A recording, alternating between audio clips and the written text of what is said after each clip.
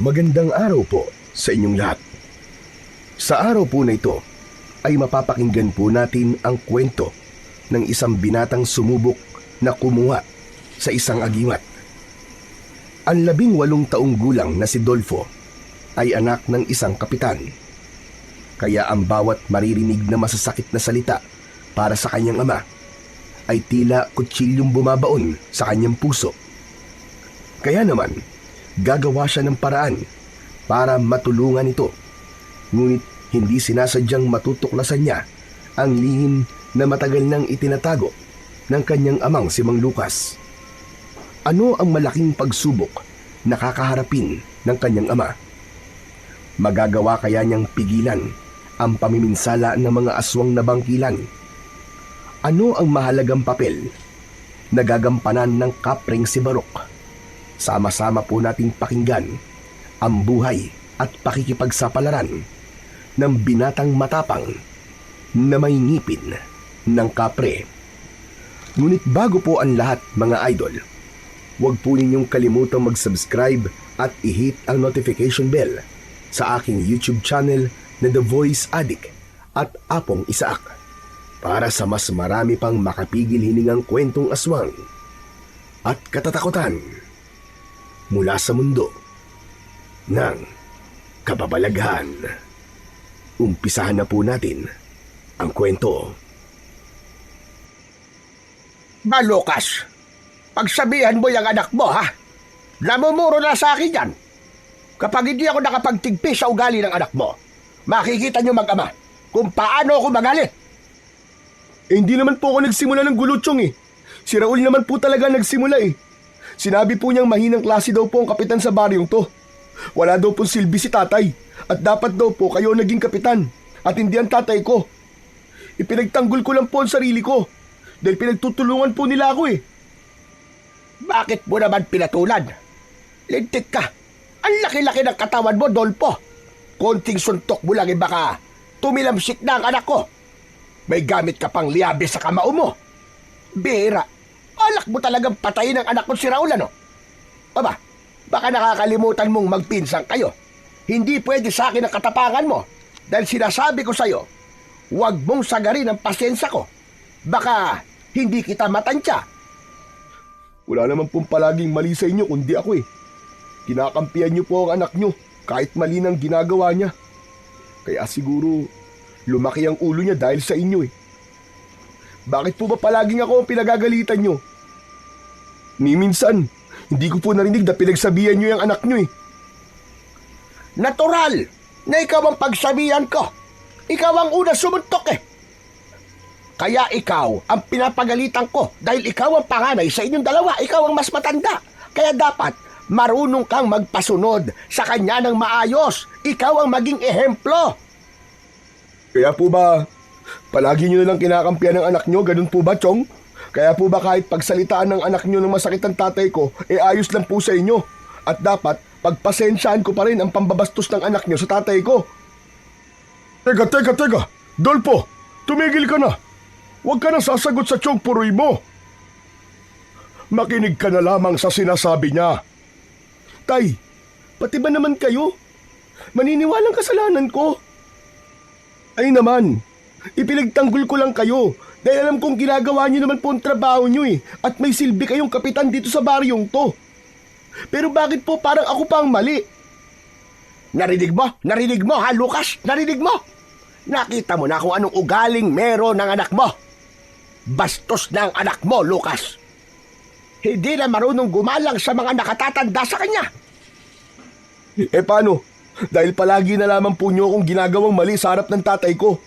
Parang sinasabi niyo pong ayos lang na pagsalitaan ni Raul si tatay ng kung ano-ano. Sa palagay niyo po, sino mas bastos sa amin ng anak niyo, Chong? Pati po kayo, hindi na rin kayo marunong rumispeto sa ama ko. Gawain po ba yan ng isang amang nagkasala ang anak? Ang konsintihin ang kanyang maling ginagawa? Hindi po ba't kayo ang bastos? Susugod kayo rito para kampihan lang ang anak ninyong barumbado? Isang malakas na suntok ang dumapo sa muka ng may 18 taong gulang na si Dolfo. Nagmula yon sa kamao ng galit na galit niyang ama na si Mang Lucas. Nanginginig ang mga kamay nitong matalim ang tingin sa kanya. Kaya naman, hindi maitago sa boses ni Mang Puroy ang labis na tuwa nang makitang umagos ang dugo sa labi ng binata. Masaya itong nasaktan na naman siya ng kanyang ama, habang ang kanyang amang si Mang Lucas ay tila nabigla sa ginawa at hindi na nakapagsalita. Lumikot ang mga mata nito na hindi makatingin kay Dolfo. Ganyan nga. Ganyan ang tamang pagsisweto sa anak. Nakakahiya bilang isang kapitan na magpatupad ng batas kung ang mismong anak naman ang laging pinagsisimulan ng gulo. Palalampasin ko ang araw na ito. Pero sa susunod, nasasaktan mo ulit ang anak ko si Raul. Ikaw, Dolpo, ang magpapagamot sa pinsan mo. Tandaan mo yan. At ikaw naman, Lucas, ayusin mo ang trabaho mo nang hindi ka hinahanapan ng trabaho ng anak ko. Kung tutusin tama naman ang sinasabi niya. Wala ka naman talagang silbing kapitan. Dapat ako ang nasa katayuan mo para maipakita ko kung paano kung gumanap sa tungkulin. Ang galing naman po ninyo magsalita, Chong. Ang pagiging kapatid nga po ninyo kay tatay hindi nyo magampanan ng maayos Pakikialaman pa po ninyo ang trabaho ni tatay. Baka naman, totoo pong naiinggit lang kayo kay tatay. Dahil siya ang nanalong kapitan. Dapat lang naman talaga. Dahil mabuting kapitan si tatay. Hindi niya itatama ang baluktot na katwiran. Hindi katulad ninyong... Katulad ninyong ano? Sige, sabihin mo, Dolpo, sabihin mo. Gusto mo bang ako na ang bumasag sa mukha mo, ha, Dolpo? Ginagawa po yan. Hindi sinasabi. Hindi po ako natatakot sa inyo, Chong Puroy.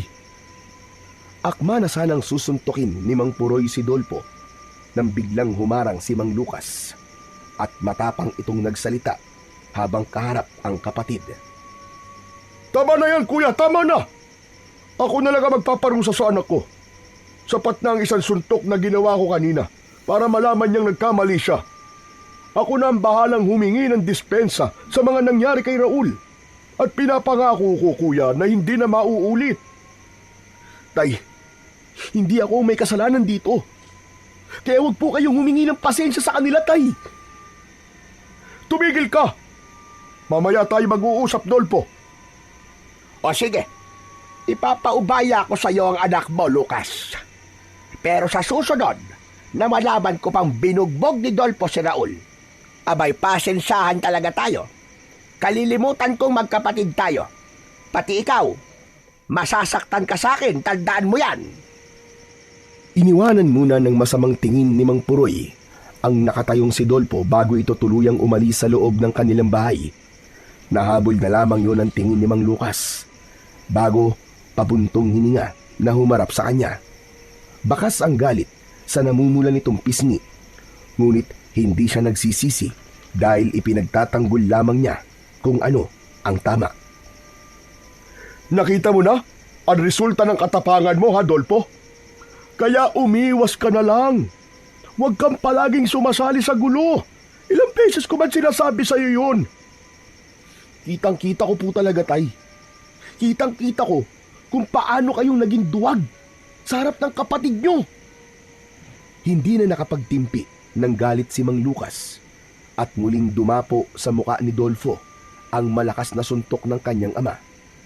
Bagsak siya sa sahig at naluluwang napatingin sa muka ni Mang Lucas. Dinuro siya nito at kitang-kita niya ang panginginig ng mga daliri nito. Wala ka ng galang sa akin! Bastos ka!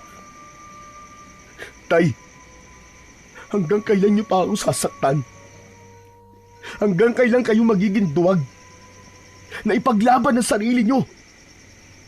Kung kaya niyo pong tiisin ang panlalait nila sa inyo, ako, hindi. Hindi ko po yun matatanggap. Hindi sa lahat ng oras ay paiiralin mo ang tapang mo, Dolpo.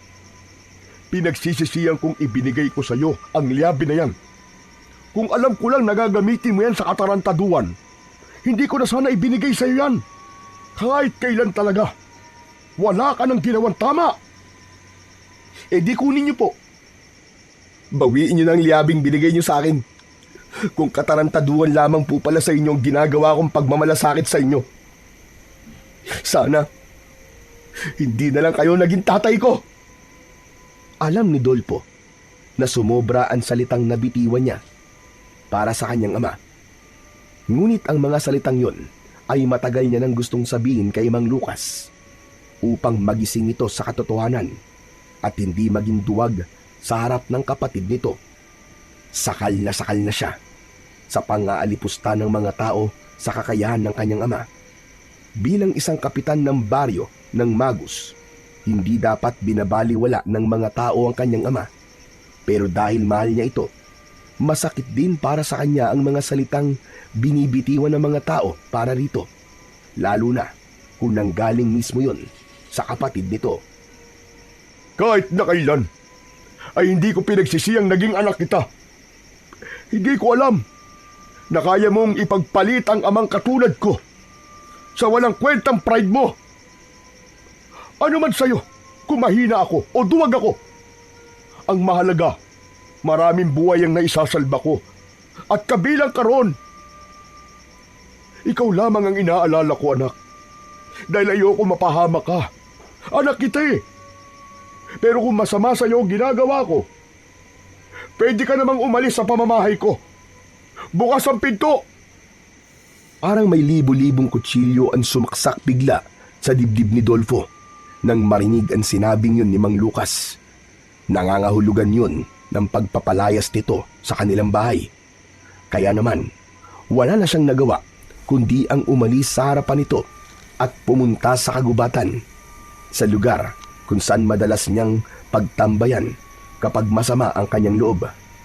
Ni konting salita ay wala na siyang binitiwan para sa kanyang ama dahil ayaw niya nang dagdagan pa ang sakit ng salitang binitiwan niya para rito. Alam niyang nasaktan niya si Man Lucas at kasalanan yun ng mag-amang Raul at Mang Puroy. Tumambay si Dolpo sa ilalim ng puno at doon niya balak magpalipas ng gabi. Pagkalipas ng ilang oras ay napansin Dolpo na madilim na ang paligid. Akma na sanang tatayo siya nang mahagip ng kanyang paningin ang isang grupo ng tanod na may dala ng mga sulo. Alam niyang yun ang oras ng pagroronda ng mga tanod ng kanyang ama. Ngunit parang bigla siyang nagtaka kung bakit sa gubat na yon unang nagpunta ang mga ito. Kaya naman, dala ng kanyang kuryosidad, sinundan niya ang mga ito habang nakatanaw sa kanyang ama na namumuno sa paglalakad. Nagpalipat-lipat siya sa mga punong nadadaanan niya. Maya-maya pa ay tumigil ang mga tanod at si Man Lucas sa paglalakad. Sa tapat yun ng isang lumang kubo. Nagpalinga-linga muna sila sa paligid. Mas lalong nagtaka ang binata sa napapansing kakaiba sa mga ginagawa ng tanod ni Man Lucas. Habang kinakabahan siyang nagmamatsyag sa mga ito, ay saglit niyang inihanda ang kanyang liyabe na palaging nasa loob ng kanyang bulsa. Ang liyabe ay isang sandatang isinusuot sa apat na daliri ng kamay na ginagamit sa pagsuntok. Balot ito ng matibay na bakal na kayang bumasag ng buto sa muka o bumasag ng matitigas na bagay, lalo na kapag malakas ang kamao ng gagamit nito. Muling ibinalik ni Dolpo ang kanyang atensyon sa mga tanod. Ano kaya ang ginagawa nila sa kubo na gawa sa anahaw at kawayan? Mukhang madalas silang pumupunta sa lugar na yun. Hindi kaya may kakaibang ginagawa sila sa loob ng kubo? Teka, kailangan kong malaman. Dapat makalapit ako dun sa dingding ng bahay. Magaan ang hakbang ng mga paa ni Dolfo nang lumapit siya sa kinaroroonan ng kubong hinintuan ng mga tanod ng kanyang ama. Panghuling pumasok sa pinto si Man Lucas na luminga muna sa paligid bago tuluyang pumasok sa loob ng kubo.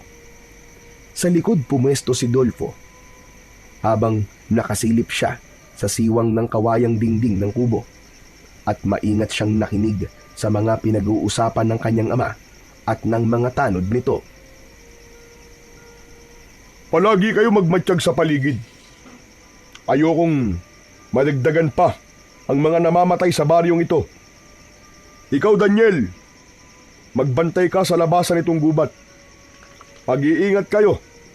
Kapag nakalabas ito, malaking gulo ang ating kakaharapin. Tiyak na magkakagulo ang mga tao. Mula sa maliit na siwang ng dingding ay malinaw na nakikita ni Dolpo ang mga nangyayari sa loob. Pati na ang bakas na takot at pag-aalala sa mukha ng kanyang amang si Mang Lucas. Malinaw din niyang nakikita ang ilang mga tanod na tahimik lang na nakikinig sa sinasabi ng kanyang ama. Tila ba baliwala rito na hindi siya umuwi. Saglit pa siyang nakinig nang makitang tumayo sa pagkakaupo ang tinatawag nitong si Daniel. Sa grupo ng mga tanod ng kanyang ama, ito ang pinakamasipag sa trabaho at kinakatakutan dahil sa husay sa pakikipaglaban. Palagi itong may dalang yantok, kaya naman ay iniiwasan na ito ng mga sanggano sa kanilang lugar. Siya lamang ang bukod tanging hindi nito pinapakialaman dahil nga sa kapitan nga ang kanyang ama. Sinabi ni Daniel na hindi na nila mababantayan ang bawat galaw ng mga nilalang dahil masyado na raw marami ang kalaban. Sa tingin nito ay kailangan ng malaman ng tao na may problemang nangyayari sa kanilang baryo. Sa pagkakataong yon ay biglang kinabahan si Dolpo. Tila may matutuklasan siyang lihim ng kanyang ama. Kaya naman, mas lalo niyang idinikit ang kanyang tenga sa dingding ng kubo upang mas lalo niyang mapakinggan ang sasabihin ng kanyang ama tungkol sa mga nasabi ni Daniel. Hindi pa ito tamang oras. Ako mismo ang magsasabi. Tila hindi nagustuhan ng isang tanod ang sinabi ni Man Lucas. Kung hindi siya nagkakamali, si Mang Fernando ang lalaking tila galit sa kanyang ama. Ito naman ang tumayo at nagpaliwanag ng mabuti. Sinang-ayunan nito ang sinabi ni Daniel. Kailan pa daw sasabihin sa mga tao? Kapag daw ba naubos na ang mga tanod dahil sa pagbabantay sa nilalang na unti-unting sumasakop sa kanilang baryo? Kaya naman, napapaisip si Dolpo kung ano nga ba ang pinag-uusapan ng mga ito. Dahil kinailangan pa nitong magtago at pasikretong magsagawa ng pagpupulong tungkol sa nilalang na hindi naman binabanggit ang pangalan. Tila iniiwasan ng mga ito na sabihin kung ano ang pangalan ng nilalang na namiminsala sa kanilang baryo. Pambihira na yan. Ano ba kasing pinag-uusapan nila? Ang tagal naman nilang sabihin kung ano ba ang nilalang na yun. Bulong sa sarili ni Dolfo habang nananatili siyang nakikinig sa mga pinag-uusapan ng mga tao sa loob. Maya-maya pa ay umalingaw-ngaw ang boses na galit ng kanyang ama. Sa pagkakataong yun, nakatayo na ito at matalim ang tingin kina Daniel at Mang Fernando. Sinasabi ba ninyong ipapaalam na natin sa mga tao ang tungkol sa mga aswang na bangkilan?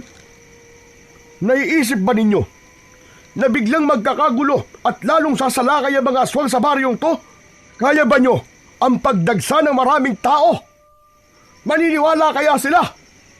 Kung masasagot nyo ang sinasabi ko, hahayaan ko kayong ibalita ang bagay na yan sa mga tao. Matagal nating ginagawa to. At kahit papano, tahimik pa rin tayong namumuhay. Nanlaki ang mga mata ni Dolpo sa kanyang mga narinig mula sa boses ng kanyang ama. Kaya naman, hindi siya makapaniwalang may malalang problema palang kinakaharap si Mang Lucas. Dati niya nang naririnig ang tungkol sa aswang na bangkilan. Ngunit hindi naman niya alam na totoo silang mga aswang na maaaring magdulot ng kaguluhan sa kanilang lugar.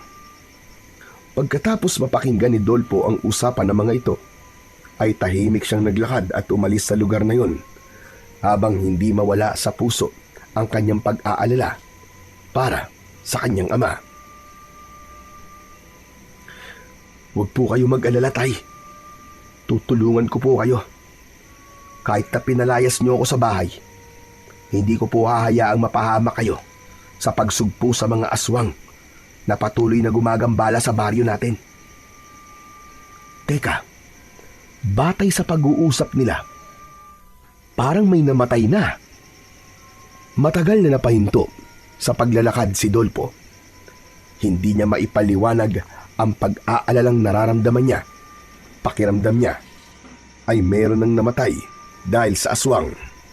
Kitang-kita niya ang galit sa mga mata ng dalawang tanod kanina, kaya malakas ang kutob niyang marami na ang napapahamak. Saglit na nagpahinga si Dolpo sa ilalim ng puno. Dito niya balak magpalipas ng gabi. Pagkalipas ng ilang minuto ay napabalikwas ng bangon si Dolpo dahil sa malakas na pagsigaw ng boses ng isang lalaki. Bumangon si Dolpo mula sa pagkakahiga niya sa ugat ng puno.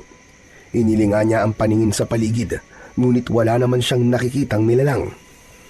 Muling naulit ang sigaw, kaya't tumayo na si Dolpo at tinignan ang bahagi ng kakahuyang pinagmumulan ng ingay. Malalaki ang hakbang ng kanyang paa na nilapitan niya ang pinanggagalingan ng ingay habang papalapit siya sa kinaroroonan ng kaluskos. Ay tumambad sa kanyang paningin ang kalunos-lunos na sinapit ni Daniel. Hindi na siya nakagalaw nang makitang nagkikikisay ang katawan nito habang nakahiga sa lupa. Nakatirik ang mga mata habang nilalapa ng nilalang na nakatalikod sa kanya. Winawakwak ng nilalang ang tiyan ng tanod na si Daniel. Saka dinukot ang laman loob at sinibasib ng walang humpay. Tila gutom na gutom ang nilalang. Nawala ang tapang ni Dolpo at nanigas ang kanyang mga tuhod. Dinig na dinig niya ang paghigop ng nilalang sa dugo ni Daniel. Kaya napaatras si Dolpo, ngunit natapakan niya ang isang sanga ng puno ng santol. Kaya naman, lumikha yun ng ingay na naging dahilan ng pagtigil ng nilalang sa ginagawang paglantak sa katawan ng kaawa-awang biktima. Humarap ang aswang sa kanya habang nasa kamay pa nito ang laman loob na nakuha sa tiyan ni Daniel. Sa bibig ay kagat pa nito ang tila naghihibot-hibot na puso ng kaawa-awang biktima. Bumilis ang tibok ng puso ni Dolpo dahil sa labis na takot. Huwag! Huwag, wag, wag! Huwag ka lalapit! Mapupula ang mga mata ng nilalang habang magulo ang buhok. Makintab ang balat at ang malalagari nitong mga ngipin ay nakalitaw na may bahid pa ng dugo mula sa kinain nito. Kung hindi siya nagkakamali, ito ang nilalang na pinag-uusapan ng kanyang ama at ng mga tanod nito. Ito ang aswang na bangkilan. Ito rin marahil ang madalas na napapabalitang kumakain ng mga alagang hayop sa kagubatan. At kapag natatagpuan, ay wakwak ang tiyan habang nawawala ang laman loob.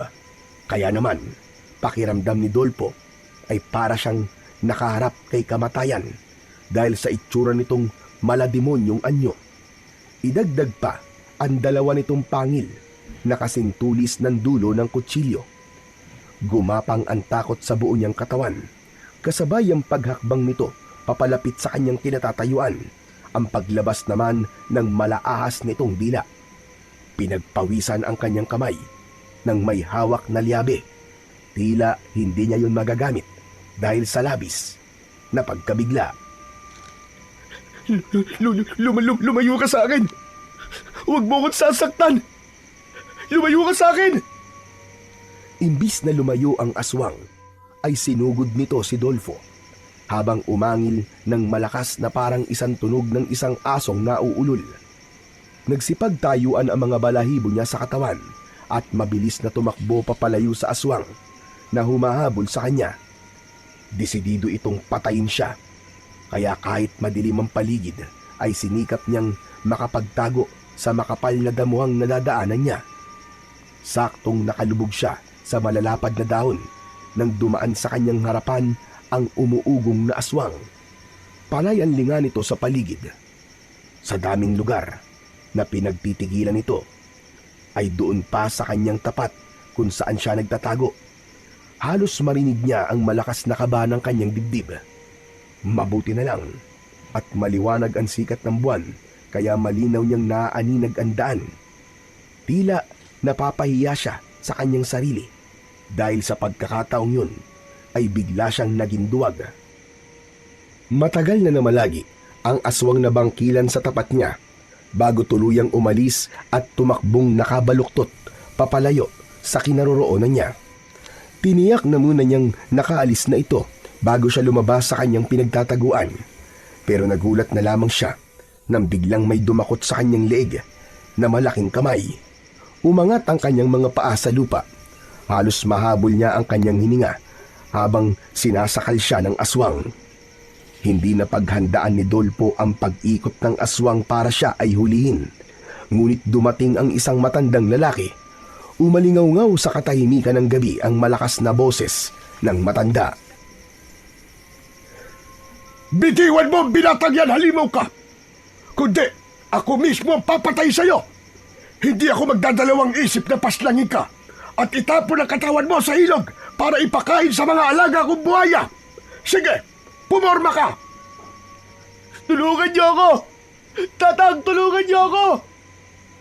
Halos umangat ang paa ni Dolpo sa lupa habang sakal pa rin siya ng nilalang.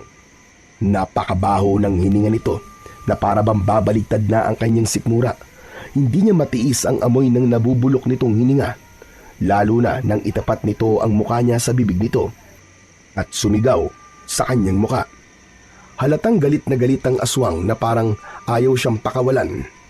Naramdaman niya ang pagbaon ng kuko sa kanyang leeg. Pumapalakpak ang matanda na sa tingin niya ay edad 70 taong gulang para agawin ang atensyon ng aswang. Saka itinutok ang pana na hinugot naman sa nakasukbit nitong bag na gawa sa uway. Kaya lang, sa halip na matakot ang aswang na bangkilan ay lalong humigpit ang pagkakasakal ng kamay nito sa leeg ni Dolpo. Wala nang nagawa si Dolpo kundi gamitin ang kanyang liyabe sa kamay niya. Ubod lakas niya itong sinuntok sa muka, ngunit hindi man lang nito ininda ang lakas ng pagkakasuntok niya. Ngumisi lamang ito na nagpalabas sa malalagari nitong mga ngipin. Hindi siya nito pinakawalan, sa halip mas lalo itong naging agresibo na parabang mas lalo siyang gustong patayin. Naramdaman din niya ang malagkit na dugo sa kanyang leeg na nanggaling sa dugo ng katawan ng pinatay nitong si Daniel. Hindi mo ba talaga siya papakawalan? O papatayin na kita gamit ang pana ko? Ano? Hindi mo talaga bibitiwan ang binatang yan? Bibilang ako ng 3. 1, 2. Saka lang naramdaman ni Dolpo ang unti-unting pagluwag ng kamay nito sa kanyang leeg. Nakatingin siya sa matanda na may mahabang puting buhok, maging ang malapad na pabilog nitong kwintas na nakasabit sa leeg nito ay parang isa tong mandirigma sa kanyang paningin. Lumiwanag ang kwintas nang tamaan nito ng liwanag ng sikat ng buwan. Tila may nakita ang aswang na bangkilan at nagpabaluktot ito na parang pinoprotektahan ang dibdib, kahit wala naman siyang nakikitang kwintas o sugat doon. Bakas sa mukha ng aswang ang sakit at pag-aalala habang nararamdaman ang presensya ng matanda. Hindi ito sumugod sa kinaroroonan ng matanda dahil sa pagbitiw nito ng pana ay tumusok na yun sa balikat ng aswang. Nabitiwan ng aswang ang leeg ni Dolfo, kaya naman bigla itong kumaripas ng takbo at nadala pa ang palaso habang nakabaon sa balikat ng aswang. Kasunod din ng pagbagsak sa lupa ni Dolfo habang habol ang sariling hininga. Ipinakita ng matanda kung paano nitong hinipan ang dulo ng pana para sabihing hindi ito magmimintis sa pag-atake. Iyo, ayos ka lang ba? Kaya mo ba tumayo? Halika at sumama ka sa akin. Salamat po sa pagliligtas niyo po sa buhay ko. Sino po ba kayo, Tatang? Hindi mo ako kilala sa kabila ng kasikatan ko sa baryong ito. Abay, pambihira ka. Ako si Lolo Gordon, isang antingero, manunugis ng aswang. Pero dati yun. Ngayon naman ay dakilang tagapagbantay na lamang ng kubat. Nagtitinda ng mga anting-anting o agimat. Yun nga lang, ang pinagkakakitaan ko ngayon. Halika, kailangan nating magmadali. Alam kong magtatawag ng kasama ang halimaw na yon para bumalik at muling umatake sa atin. Teka, hindi niyo po ba tatanungin kung ano pong pangalan ko? Ako po si Dolpo. Tatay ko po si Kapitan Lucas. Alam ko rin ang lahat tungkol sa kanya. Pati na ang lihim sa pagtatago niya sa totoong nangyayari sa baryo nyo. Halika na, sumama ka na sa akin. Tignan mo kung ano ang ginawa ng iyong ama sa katawan ng napatay niyang mga aswang na bangkilan. Ano man ang matutuklasan mo, sana hindi magbago ang paghangang nararamdaman mo sa iyong ama. Halika na. Teka, ano po bang ibig niyong sabihin, Lolo Gordon? Basta't sumama ka sa akin. Gusto kong makita mo ang buong katotohanan. Tutol ako sa ginawa ng tatay mo dahil ang mapapahamak lamang sa ginagawa niya ay ang mga taong nasasakupan niya. Papangit ang tingin ng mga tao sa kanya. Kaya naman, habang maaga pa, ay pigilan natin siya. Kahit masakit ang katawan ni Dolpo, ay sumama siya sa matanda. Ilang minuto ang kanilang ginugol sa paglalakad para balikan ang kinaroroonan ng katawan ni Daniel. Nagtago sila sa makapal na halaman na malapit sa katawan ni Daniel. Hindi nagtagal ay nakita ni Dolpo at Lolo Gordon ang pagdating ng pangkat ng kanyang ama kasama ang mga tanod nito. Malungkot ang mga itong nakatingin sa walang buhay na si Daniel. Si Mang Fernando naman, na hindi nakapagpigil sa nangyayari, ay muntik masuntok si Man Lucas.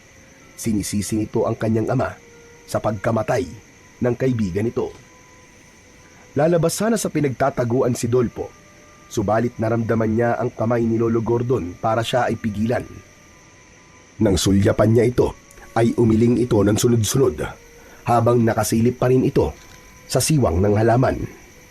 Kung lalabas ka, malalaman ng tatay mo na nakikita mo ang kanilang ginagawa. Hintayin nating malaman kung saan nila dinadala ang bangkay ng tanod niya. Mali ang ginagawa ni Lucas, Dolfo. Dahil kapag nalaman ito ng mga tao, walang ibang maiipit sa mga nangyayari kundi siya.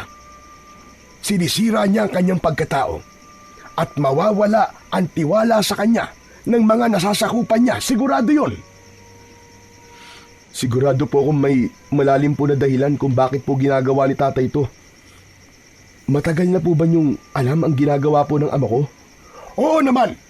At dahil sa ginagawa niya, patuloy lamang na lumalaki ang gulo. Nagiging malaya ang mga aswang sa kanilang pamiminsala. Hanggang sa tuluyang makakapagparami ang mga ito ng alagad sa pamamagitan ng pagsasali ng perlas ng pagkaaswang. May magagawa po ba ako para matulungan po si tatay at mapigilan siya sa kanyang mga ginagawa? Oo.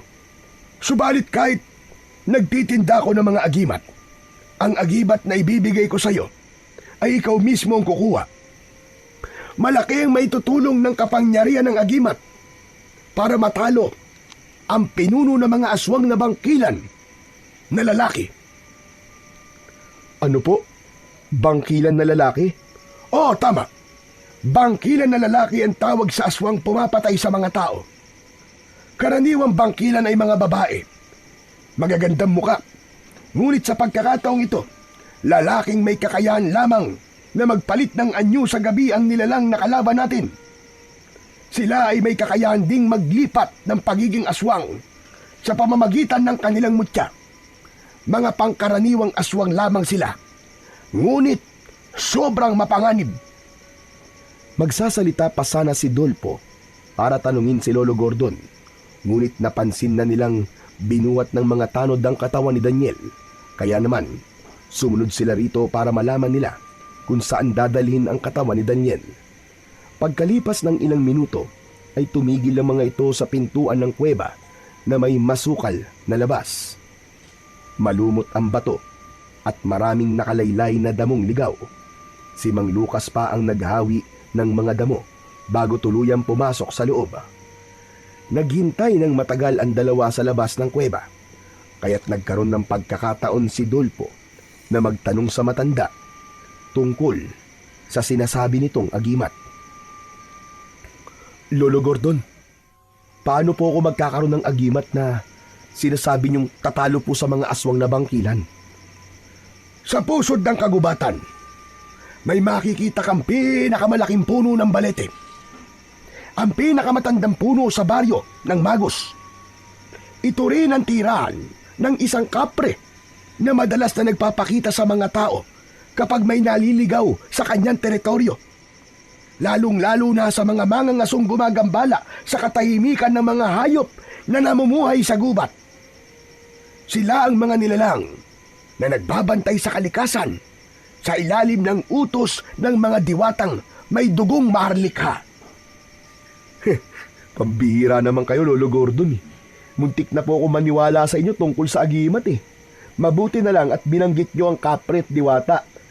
Nalaman ko tuloy na pinaglolo ko nyo lamang pala ako.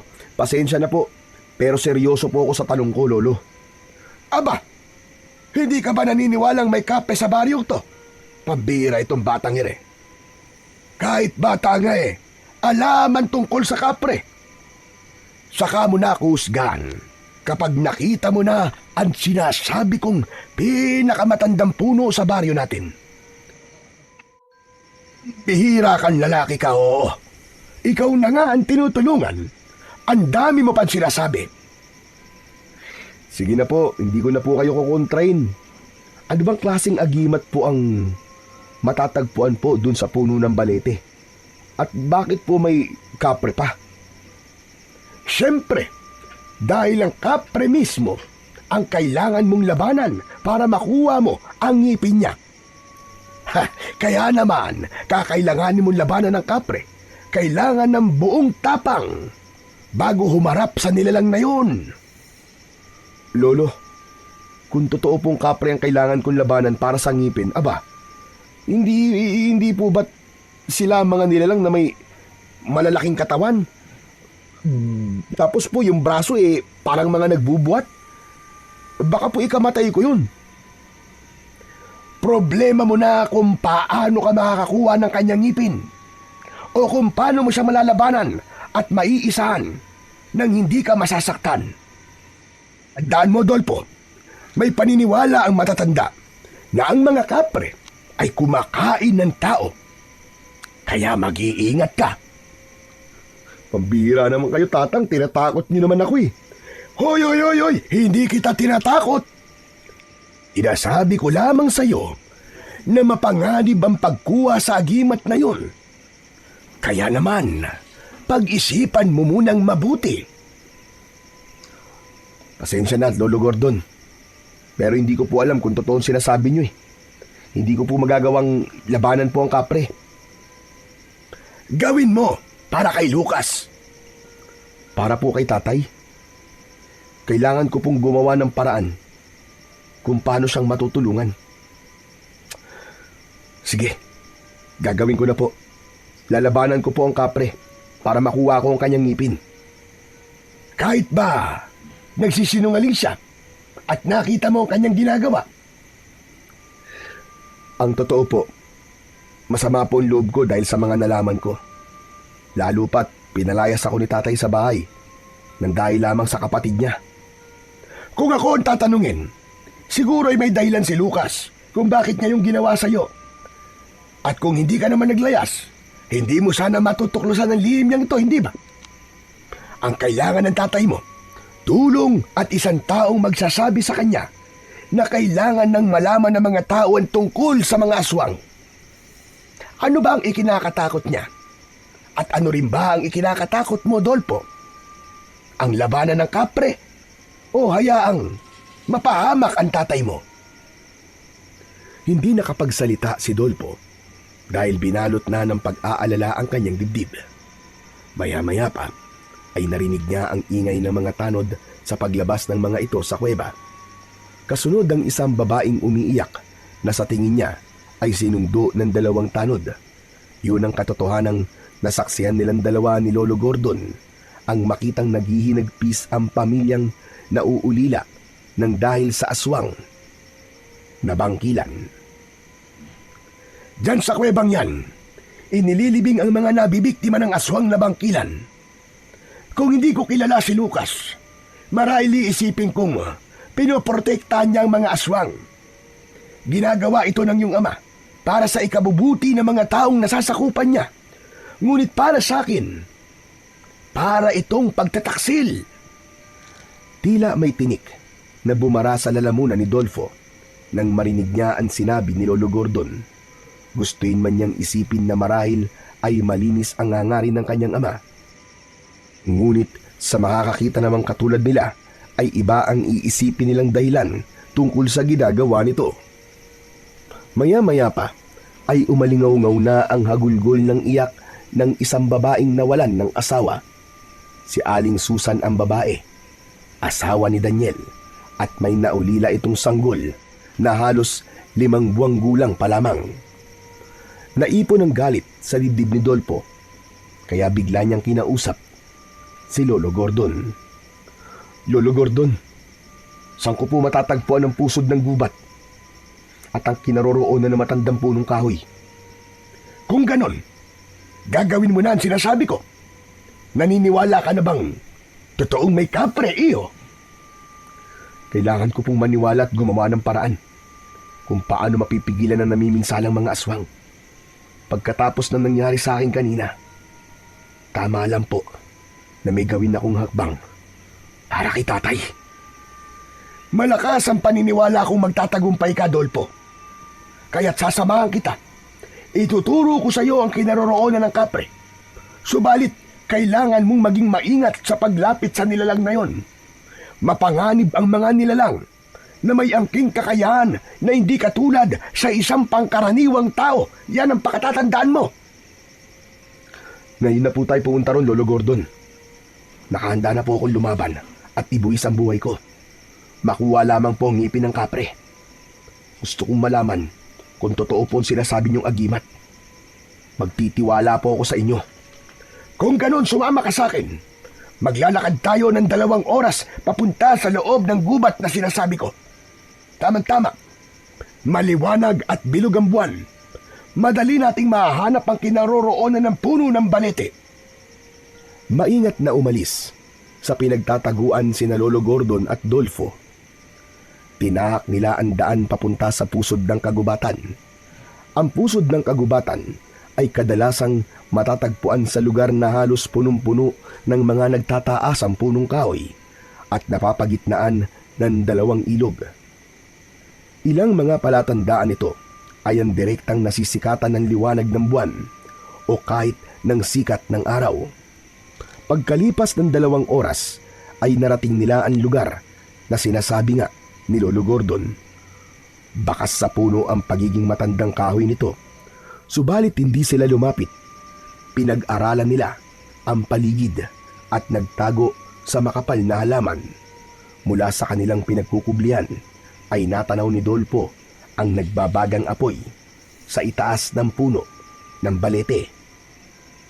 Lolo Gordon, ang nagbabagang apoy po sa taas ng puno, iyon po ba yung sinasabi niyong kapre? Hindi, Dolpo. Kundi, yan ang tabako ng kapre.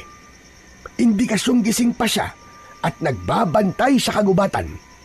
Kaya konting pagkakamali lang natin ay hahabulin niya tayo at dudurugin sa pamamagitan ng kanyang malalaking paa. Kaya maghintay na muna tayo rito at mag-isip ng tamang pagkakataon para umatake. Ihanda mo ang liabi mo. Magagamit mo yan laban sa kanya. Pinagmasdang mabuti ni Dolfo ang kapre sa itaas ng puno, pati na ang makapal na usok na lumalabas sa bibig nito. Biglang gumalaw ang malaking anino at sa tulong ng liwanag ng buwan, nakita ni Dolfo ang itsura ng nilalang. Matangkad, maitim, ang balat na animoy inukit mula sa usok ng siga. At may mga mata na naglalagablab na parabang bolang apoy.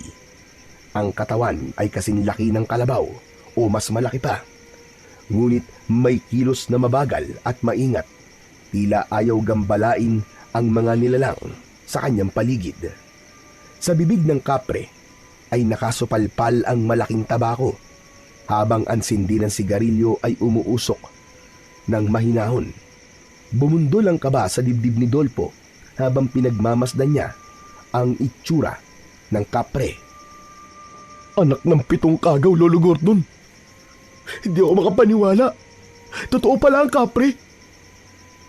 Saka baka mamaya dito na ako mamatay.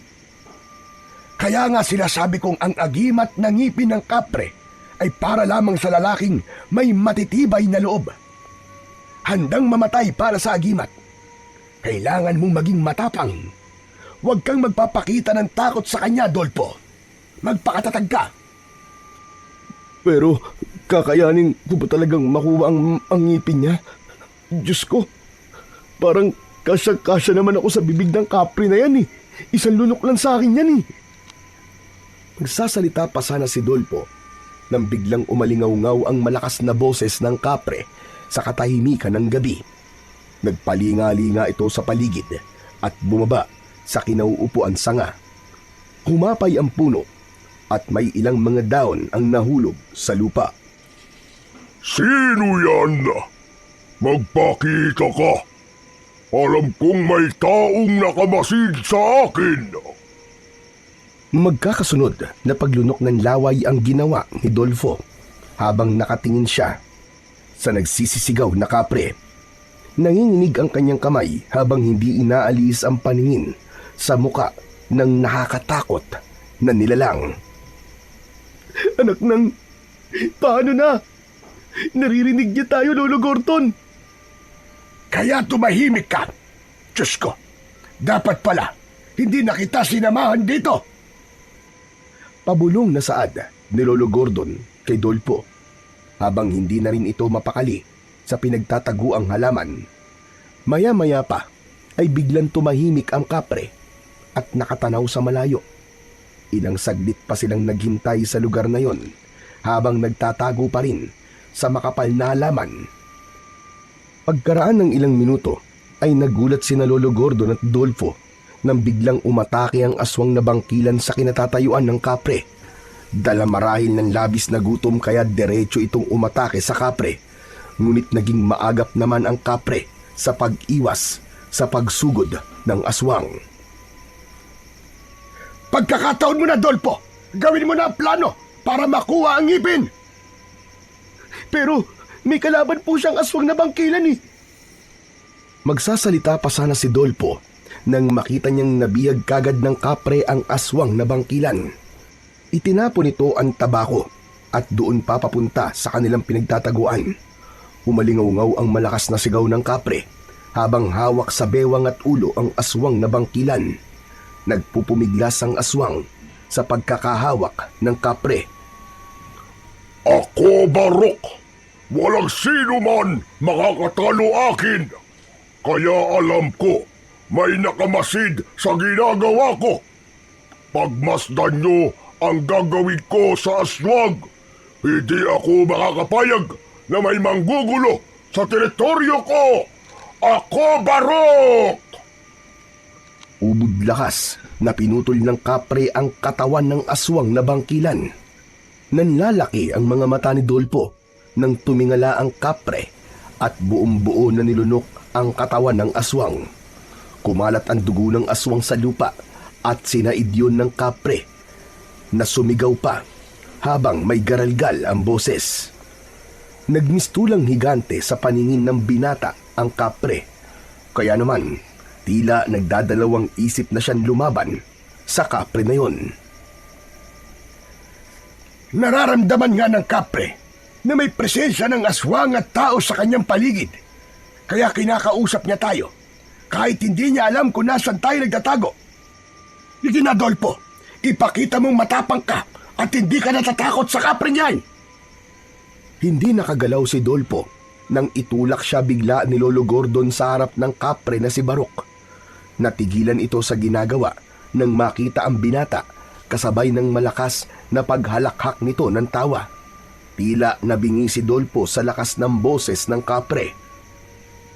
Ikaw pala ang nilalang na naaamoy ko na nagtatago sa halaman. Hindi mo alam na kanina pa kita nakikita dahil sa kasama mong matanda. Nagtatago kayo Pero ang kanyang danit, nakikita ko. Ha ha ha ha! Mga tanga! Tumigil ka! Hindi ako nakikipagbiruan sa'yo! Ang ngipin mo lang ang kailangan ko, kapre! Kaya ibigay mo na sa akin! Anong sabi mo? Ngipin ko kailangan mo? Ha? Nagpapatawa ka ba, binata? Ano na lamang ang gagamitin ko na pamputol sa tabako ko? Kalokohan! Parang gusto kong tumikim ng katawan ng tao ngayon. Hindi ako natatakot sa'yo! At gagawin ko ang lahat para makuha ang ngipin mo! Lalabanan kita! Gagawin ko rin ang lahat para hindi ka magtagumpay sa gagawin mo. Nananahimik ako rito. Pagkatapos ay guguluhin mo ko para lang sa pesteng ngipin ko. Sige, labanan mo ko, bubuit. Naramdaman ni Dolpo ang pagbato sa kanya ni Lolo Gordon ng hawak nitong sanga at itinuro ang kanyang kamao na may nakasuot na liyabe. Yun ang gagamitin ni Dolpo laban sa kapre. Pero hindi naman niya alam kung iindahin ng kapre ang kanyang suntok. Ano? Natigilan ka bigla, binata. Ilabas mo ang tapang mo. Labanan mo ko. Maglaban na tayong dalawa. Hindi kita uurungan! Malaki ka lang. Pero ako, mabilis ang kilos ko. Magagawa kong iwasan ang bawat pag-atake mo at hindi ka makakahabol sa akin. Wala kang silbing nilalang. Ako? Walang silbing nilalang? Nakita mo ba ang ginawa ko sa aswang kanina? Oh! Tama ang narinig mo. Talagang wala kang silbing nilalang. Dahil may magagawa ka naman pala para pigilan ang namiminsalang mga aswang na bangkilan dito. Pero wala kang ginagawa para pigilan sila. Dahil nga wala kang silbi. Isa kang malaking duwag. Ang laki mo lang. Pero wala kang pakinabang. Tuluyan ng gumana ang plano ni Dolpo nang makita ang reaksyon sa mukha ng kapre. Sinisira niya ang atensyon nito at ginugulo ang isip ng kapre. Kaya nang magbuhat ito ng malalaking kahoy at naihampas sa kanya ay nailaga niya yon at nagpalipat-lipat sa mga puno habang si Lolo Gordo naman ay lumayo sa lugar ng kanilang pinaglalabanan. Muling naghagis ng kahoy ang galit na kapre, ngunit naiwasan yon ng binata. Talagang ginagalit mo ko! Bakit? Totoo naman ah! Wala kang silbi. Sarili mo lang ang iniisip mo. Wala kang ginagawa para tulungan ng mga tao. Kailangan ko lang ng mga ngipin mo nang mapigilan ko ang paggasik ng lagim ng mga masasamang nilalang dito sa baryo. Sayang lang ang pagiging kapre mo at ang sukat mo. Hindi mo naman nagagamit ng tama. Tumigil ka! Papatayin kita! Iniangat ng kapre ang paa nito para sana tapakan si Dolpo. Subalit nakaiwas siya. Kailangan niyang patamaan ng muka ng kalaban para makuha niya ang ngipin. Buong tapang niyang sinalubong ang kapre at umakyat siya sa puno. Kasabay ng pagtalo ni Dolpo ang pagsuntok niya sa bibig ng kapre gamit ang kanyang liyabe. Umangil sa sakit ang kapre at nahawakan nito ang panga. Hindi ako magtitigpi sa'yo. Ako naman ang aatake at dudurugin kita. Iwinasiwas ng kapre ang kamay nito at muntik tamaan sa katawan si Dolpo. Mabuti na lang at nakatambling siyang paiwas dito. Nagamit niya tuloy ang madalas na pagkakasangkot niya sa gulo. Kaya naman, humusay siya pagdating sa pag-ilag sa bawat pag-atake ng kapre sa kanya. Ilang suntok ang pinakawalan ng kapre para patamaan si Dolpo. Kaya sa muling pag-iwas niya, isang malakas na suntok ang pinakawalan niya sa bibig ng kapre. Kitang-kita ni Dolfo na sumabog ang dugo ng kapre sa lupa at hindi siya maaaring magkamali. May kasama yung ngipin ng kapre. Kahit pagod na siya, ay sinikap niyang makuha ang ngipin nito sa lupa. Galit na galit ang kapring si Barok sa ginawa ni Dolfo. Hindi maaari. Ibalik mo ang ngipin ko. Magbabayad ka. Isipin mo na lang na dito ka magkakaroon ng silbi. Takbo, Dolfo! Tumakbo ka na! Naramdaman ni Dolfo ang kamay ng matanda na humila sa kanyang kamay para tumakbo. Halos hindi lumapat ang mga paa ng dalawa sa lupa. Pero hindi nagtagal ay napansin ni Dolfo na nakatayo lamang ang kapre habang hinahabol sila ng tingin. Ni hindi ito umalis sa pagkakatayo at hawak ang bibig na nasaktan. Sandali lang, Lolo Gordon! Hindi na po siya umabol sa atin! Ano? Pero bakit kaya? Tuluyang tumigil sa pagtakbo sina Dolfo at Lolo Gordon. Mula sa kanilang kinatatayuan ay nakita nilang tumalikod na ang kapre at bumalik sa sanga ng puno ng balete. Parang walang nangyaring nahiga ito sa malaking puno at natulog. Nagkatinginan silang dalawa ng matanda. Nakuha mo ba ang ngipin ng kapre, Dolfo? Binuksan ni Dolfo ang kanyang palad at tumambad sa kanilang paningin ang malaking ngipin ng kapre. May nakadikit pang dugo at lupa sa kanyang kamay. Bumakas ang tuwa sa mga mata ni Lolo Gordon. Magaling! Nagtagumpay ka, Dolfo! Binabati kita! Pero kung hindi po dahil sa inyo, wala po akong makukuhang agimat. Salamat po talaga at pinilit niyo akong maniwala sa inyo. Kaya tamang sumubok muna bago umusga.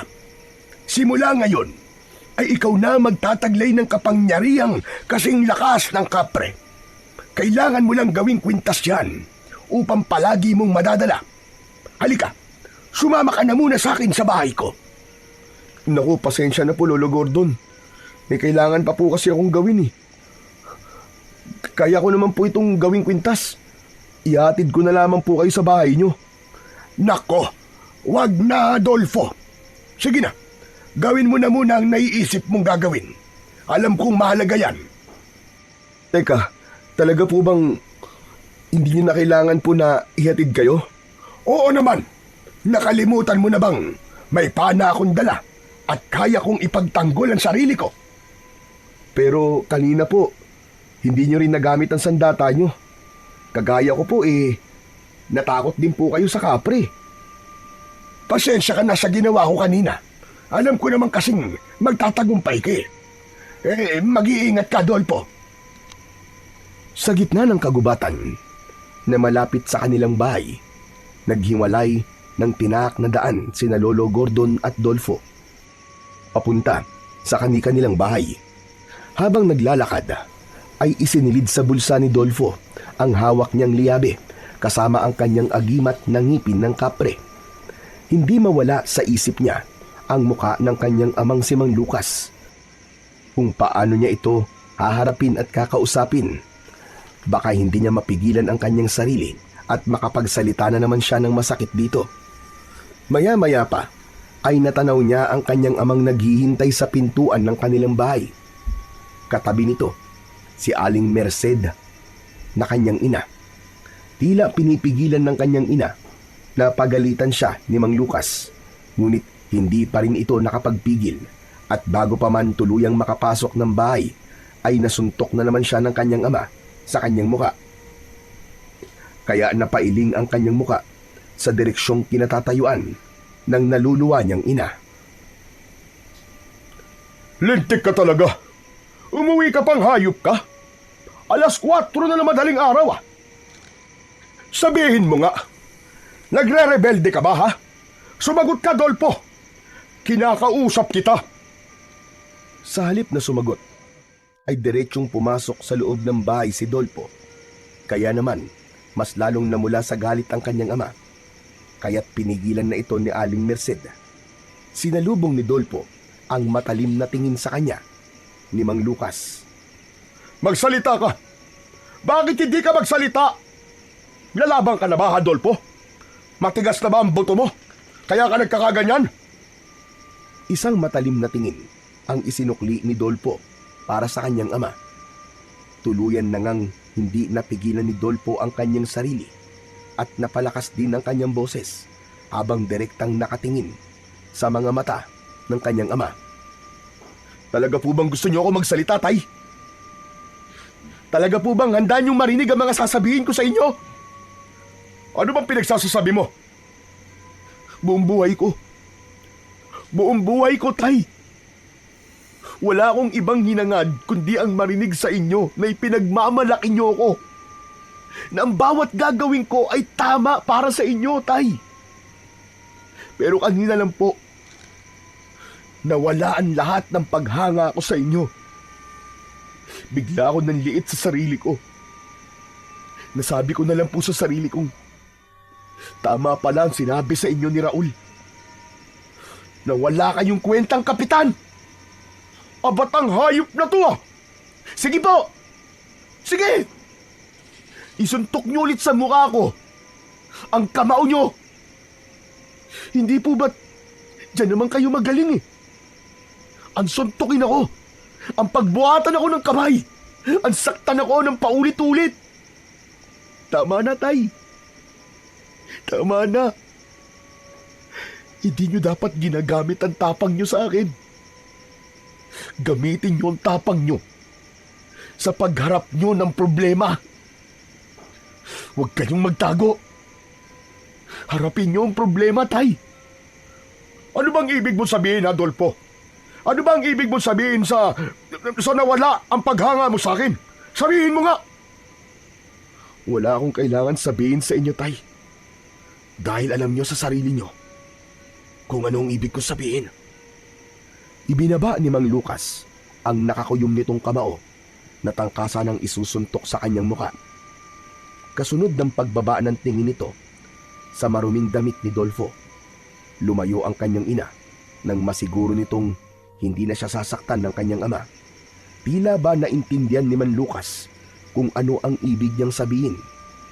Kaya't umalis ito sa kanyang harapan at lumabas ng bahay. Kaya naman, nagkaroon ng pagkakataon ng kanyang ina para punasan ng dugo sa labi ni Dolpo. Sinabi nitong pagpasensya niya ang ugali ng kanyang ama. Ngunit madalas namang ginagawa ni Man Lucas ang pananakit nito sa kanya, lalo na kapag tungkol sa kapatid nito ang pinag-uusapan. Hindi ko po habang buhay na magpapasensyaan si Tatay, Nay. Papasok na po ako sa loob ng kwarto ko, Nay. Si Tatay na lamang po ang asikasuhin niyo. Tumango ng malungkot si Aling Merced bilang tugon sa pakiusap ni Dolpo. Masakit din naman para kay Dolpo ang mapagsalitaan niya nang masakit ang kanyang ama. Kaya't mabigat ang hakbang nang pumasok siya sa kanyang silid. Nagpalit muna siya ng damit bago kinuha ang ngipin ng kapre sa kanyang bulsa at sinimulang gawing kwintas gamit ang tali na nakatabi sa lumang aparador niya. Nang matapos si Dolpo sa kanyang ginagawa, ay saka lamang siya nahiga sa kanyang katre. Dala ng matinding pagod at pananakit ng kanyang katawan, hindi niya na namalayan kung paano siyang nakatulog. Kinabukasan ay maagang nagising si Dolfo. Hindi na niya naabutan si Mang Lucas dahil maaga itong pumasok sa barangay. Nalaman na lamang niya sa kanyang ina na doon nagpalipas ng gabi ang kanyang ama.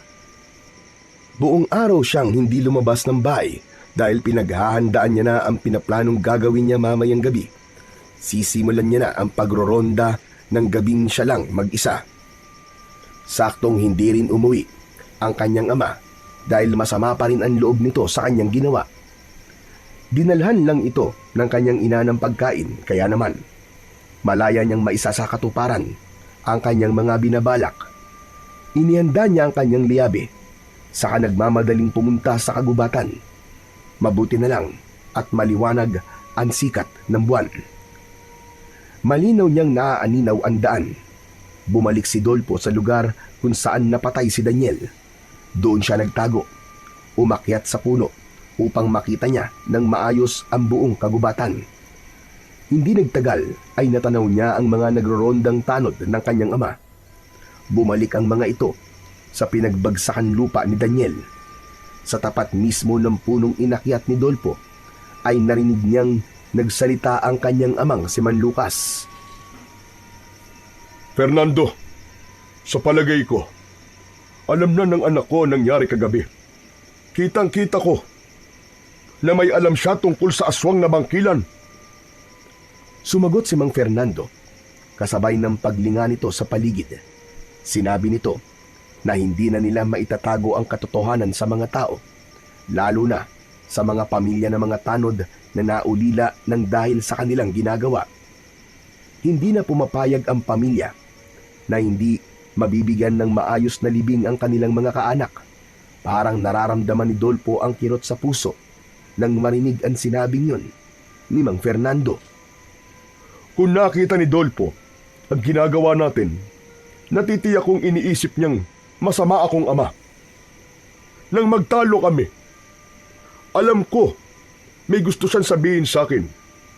Nararamdaman kong hindi na kami magkakaayos ng anak ko. Ipinaliwanag ni Mang Fernando na ganun daw talaga ang mga anak. Kapag hindi nasusunod ng gusto, sumasama ang loob at hindi na nakikinig sa magulang. Magsasalita pa sana si Lucas nang bigla silang makarinig ng malalakas na paghuni ng mga hayop sa paligid. Tila may nilalang na nagbabantang umatake. Bumundol ang kaba sa dibdib ni Dolfo. Nag-aalala siya sa kaligtasan ng kanyang ama. Kaya naman, hindi napapansin ni Dolfo na biglang lumiwanag ang kanyang suot na kwintas. Maging ang kanyang liabe sa bulsa ay tila nagkaroon na rin ng kapangyarihang konektado sa ngipin ng kapre. Taktong bababa na sana siya nang biglang dumating ang 5 mga halimaw na bigla na lamang sumulpot mula sa kung saan. Hindi na siya nagdalawang isip. Bigla siyang tumalon mula sa puno at inatake ni Dolpo ang mga aswang gamit ang kanyang liabe. Lahat ay iniligtas niya. Gulat na gulat ang kanyang ama sa biglang paglitaw ni Dolpo. Ganon din ang mga tanod na humanga sa husay sa pakikipaglaban ni Dolpo. Tay! Umalis na po kayo! Iligtas niyo na po ang mga sarili niyo! Bilisan niyo, Tay! Anong ginagawa mo rito, Dolfo? Umuwi ka na! Hindi ko po kayo iiwan. Alam ko na po ang lihim niyo at ako lamang ang makakatulong po sa inyo. Biglang kinagat ng aswang na bangkilan si Mang Fernando. Bumaon ng pangil ng aswang sa balikat nito, kaya't napasigaw ito ng malakas at walang nagawa kundi ang bumagsak sa lupa. Maagap na kumilos si Dolfo. Padakot na inihagis niya ang aswang at bumalandra ang nilalang sa puno. Malakidlat niya itong nilapitan at 3 beses na suntok ang kanyang pinakawalan. Tumama ang kanyang kamao na may liabe sa mukha ng kalaban.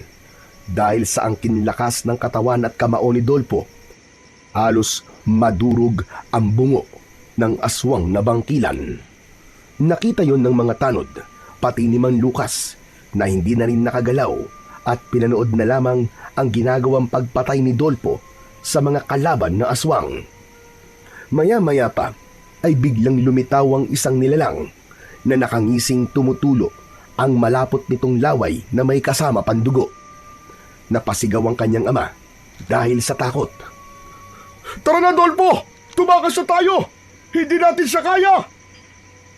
Hindi po ako natatakot sa kanya, Tay! Kailangan na silang maparusahan! Ngunit humarang ang kanyang ama na parabang ayaw nitong labanan ang aswang na nakatayo sa kanilang harapan. Umaangil ang nilalang na handa na para umatake. Subalit si Man Lucas, pilit siyang hinihila papalayo sa aswang na bangkilan. Nanlalamig ang mga kamay nitong hindi na malaman ang gagawin dahil sa labis na pag-aalala. Yun ang unang pagkakataong nakita niyang natakot ang kanyang ama. Ngunit bigla itong inatake ng aswang. Bumaon ang kuko ng halimaw sa balikat ng kanyang ama. Sabay hagis ng aswang kay Mang Lucas, papalayo kay Dolpo. Bumagsak ang kanyang ama sa lupa na agad namang tinulungan ng mga kasama nitong tanod na pareho ring mga sugatan. Hayop ka!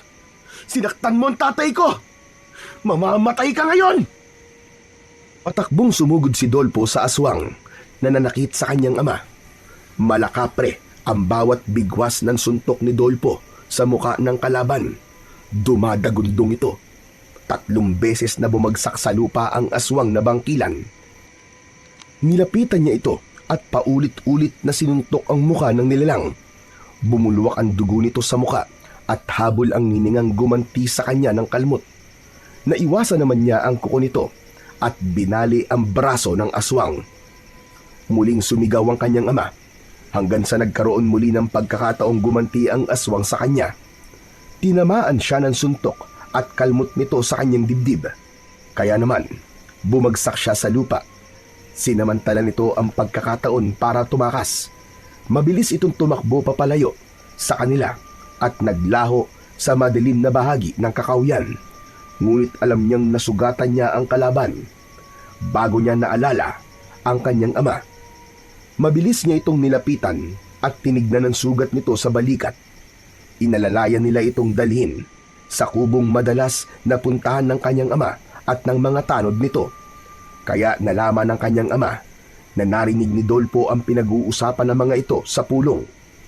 Ang hindi maintindihan ng binata kung bakit parang takot ang kanyang ama na masaktan ng aswang na nakalaban niya kanina.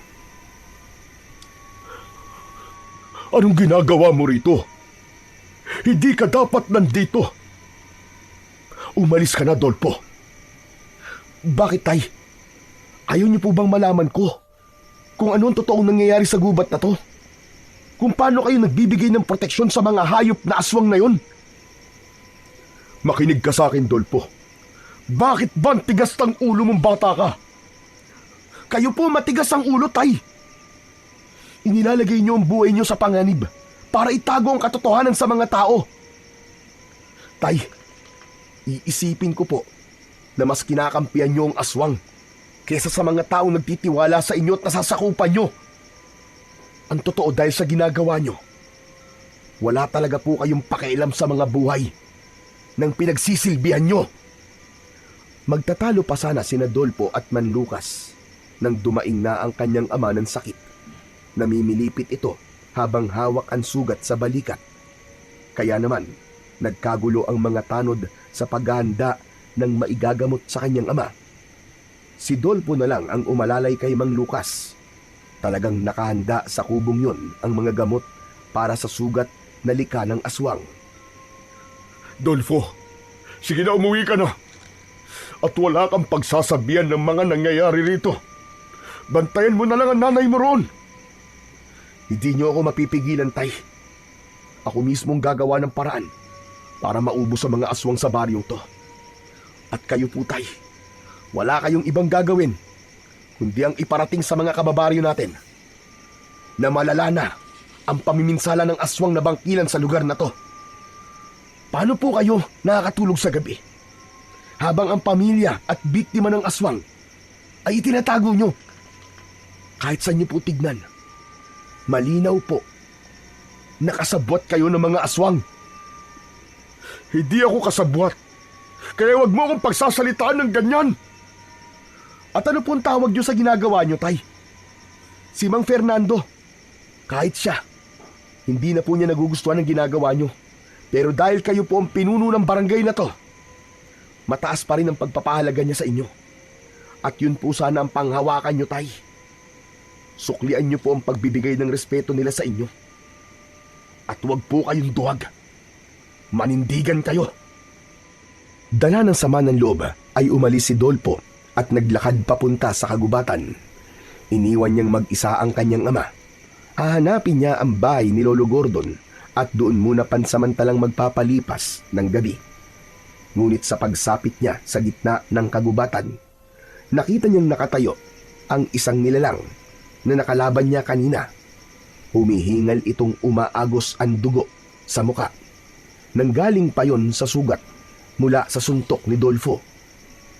Talagang matapang kang hayop ka at gusto mo nang mamatay, ha? Ngumisi ang aswang habang unti-unting humakbang papalapit sa kanyang kinaroroonan. Bumangis ang anyo nito na tila ba nag-aapoy sa galit. Bigla itong umatake kay Dolpo habang mabangis na umaangil. Iwinasiwas nito ang kamay gamit ang kukong mahaba. Saka naman umatake ng ganti si Dolpo gamit ang kanyang liabe.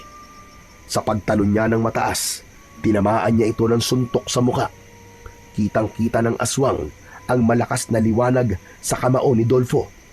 Kaya sa takot ay napaatras ito at tangkasa ng tatakas. Ngunit maagap na nakatalon ng mataas si Dolpo. Naharangan niya ang tumatakas na halimaw at magkakasunod na pagbayo ng kanyang kamao ang ginawa niya sa dibdib nito, pati na sa muka at sa tiyan ng halimaw.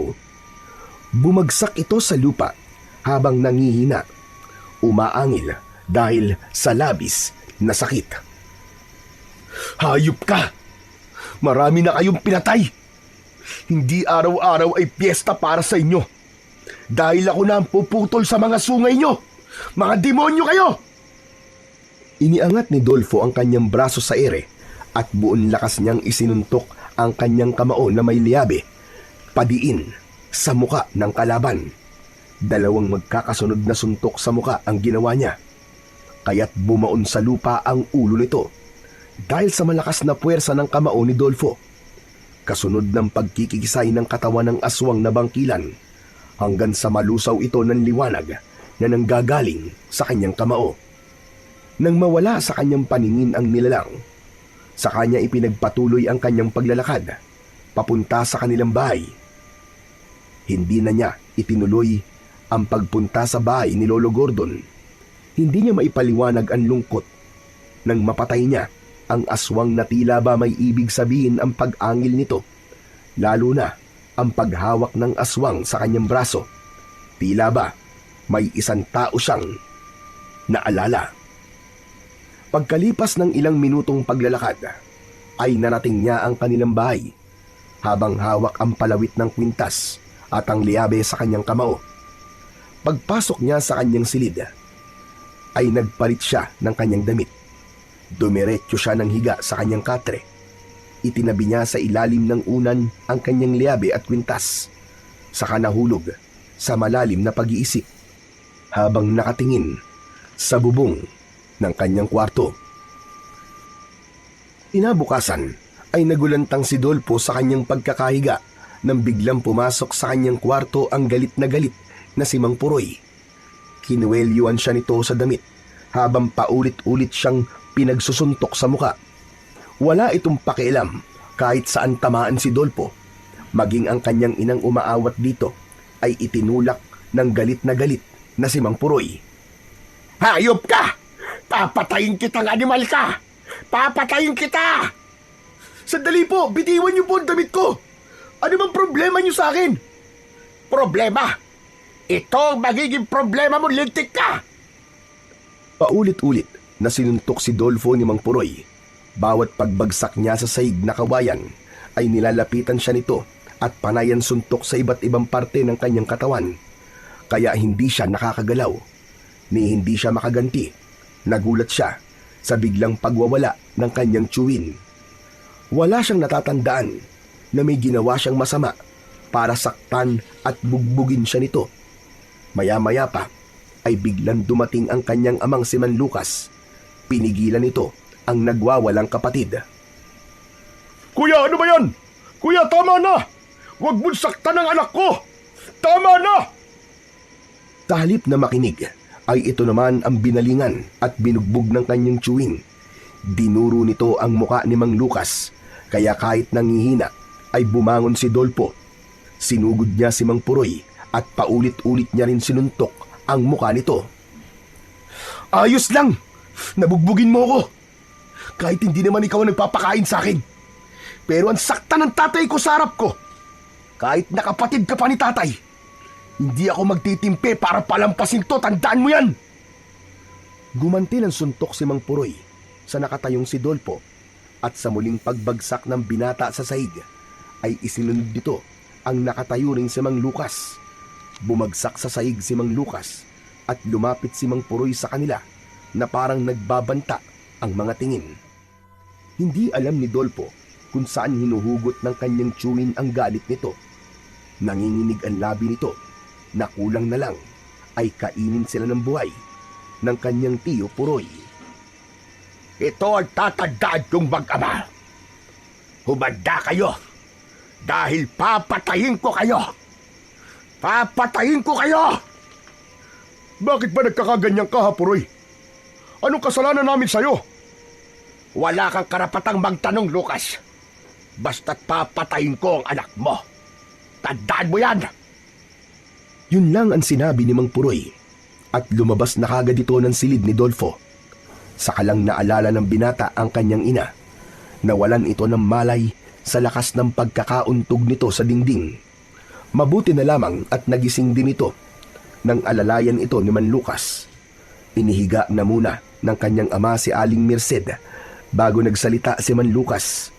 Bakas sa mukha nito ang matinding takot. Anak, sige na. Mag-impake ka na ng gamit mo. Aalis tayo.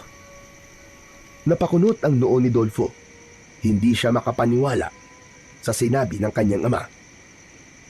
Ano, tay? Saan naman po tayo pupunta?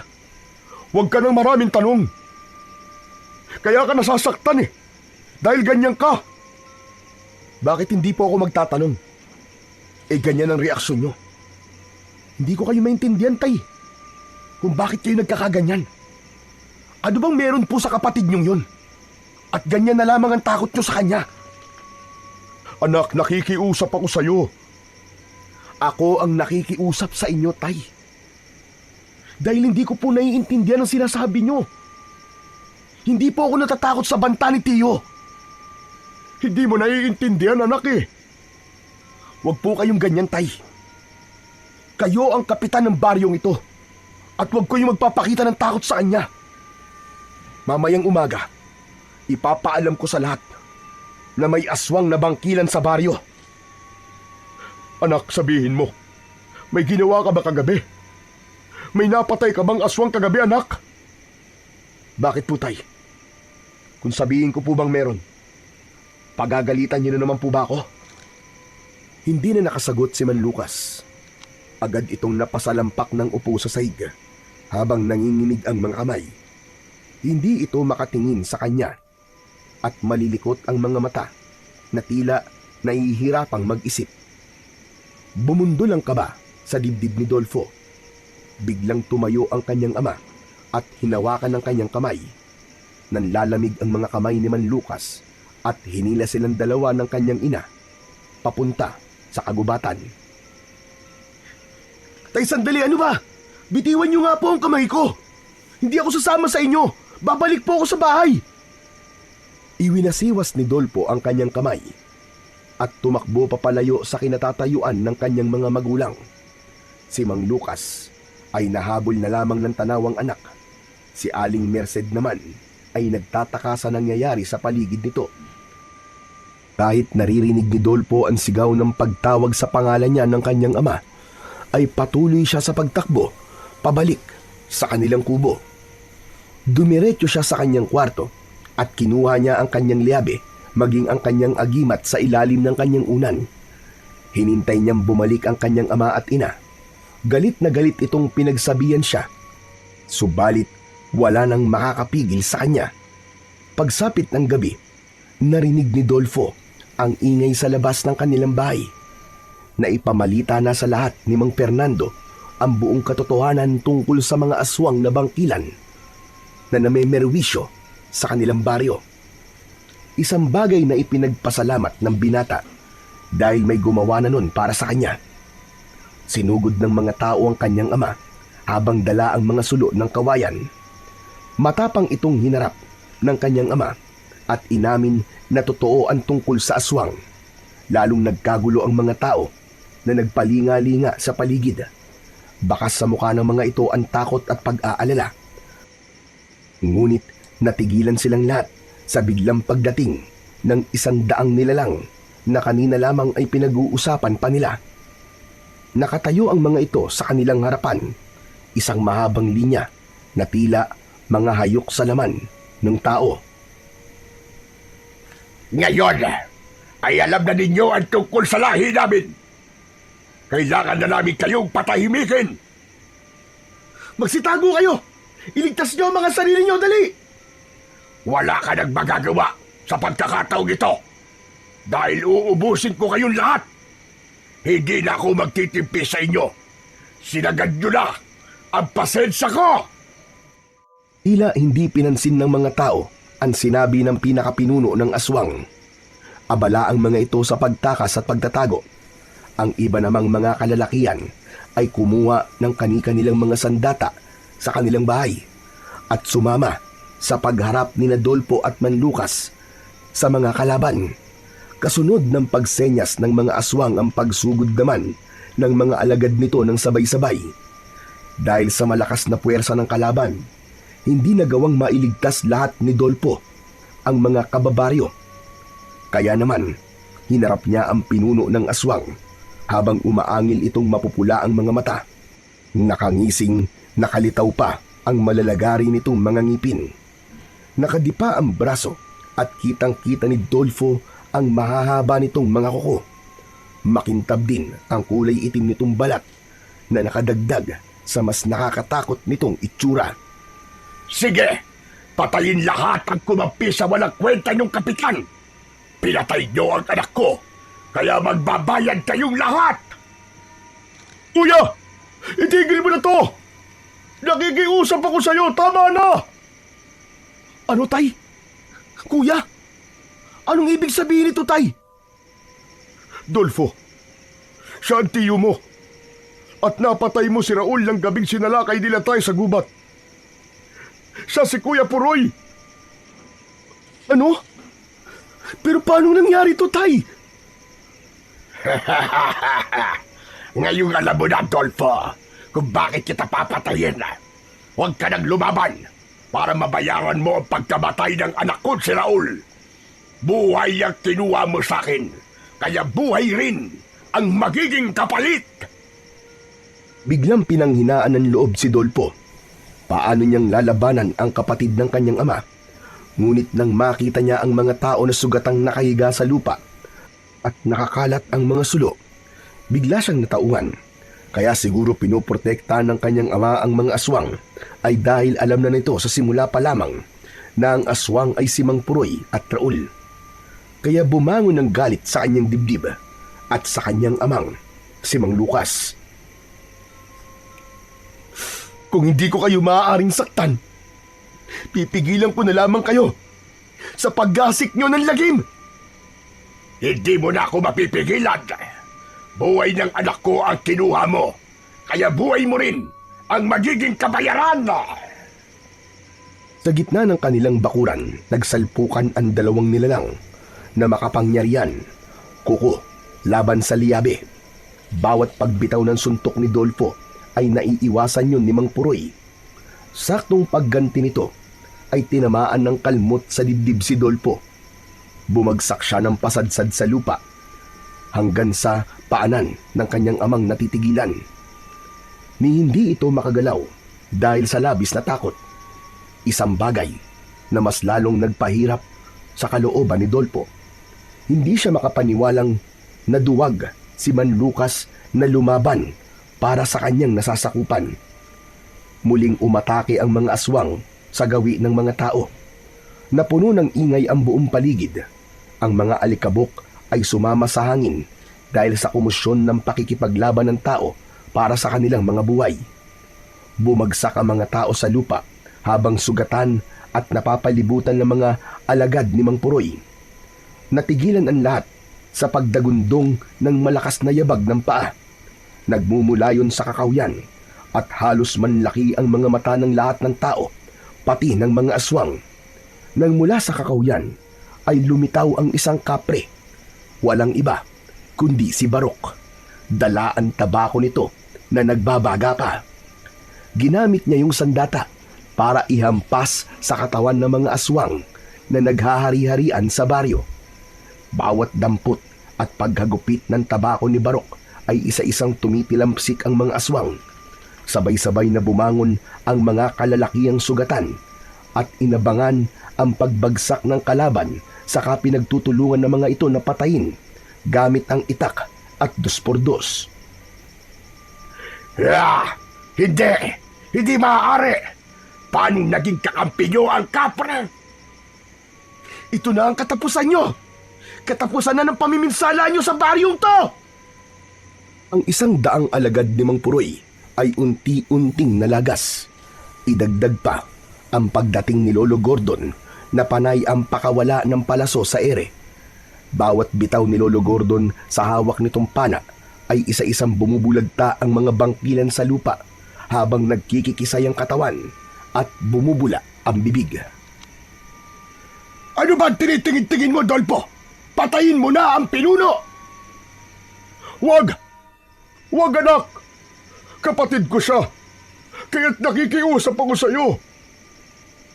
Hindi kanya kapatid. At kahit kailan, hindi ka itinuring na kapatid ni Puroy. Kaya magising ka na sa katotohanan, Lucas. Hindi mo kadugo ang halimaw na yan. Mabuti naman. At sinabi mo na rin sa wakas, tanda.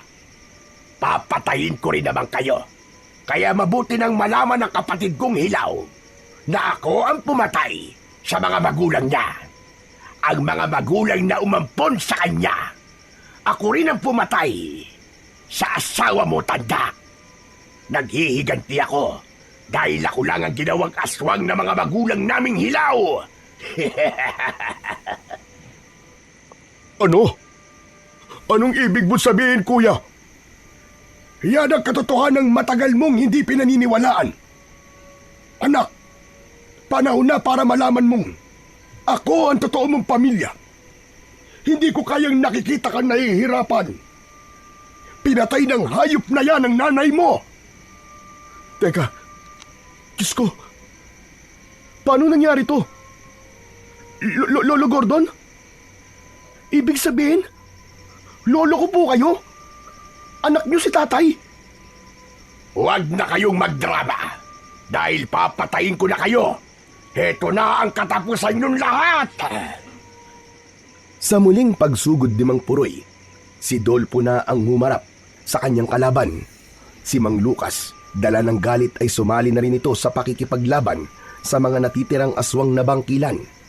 Habang si Barok naman na kapre ay patuloy sa pagputol sa mga katawan ng nahuhuling mga aswang. Nasa isang tabi ang mga tao, pinapanood na lamang kung paanong makipaglaban ang 4 na nilalang sa mga aswang na bangkilan. Si Dolpo, habang nakikipagsabayan sa kamao ni Mang Puroy, ay mabilis niyang inatake ito gamit ang kanyang liabe. Tinamaan sa muka si Mang Puroy at gumanti ito sa kanya ng kalmot. Nahawakan niya ang kamay ni Mang Puroy saka pinilipit ng malakas. Napasigaw ang pinuno ng aswang dahil sa sakit at hinawakan ni Dolpo sa batok si Mang Puroy bago iniharap sa mga tao at sa alagad nito.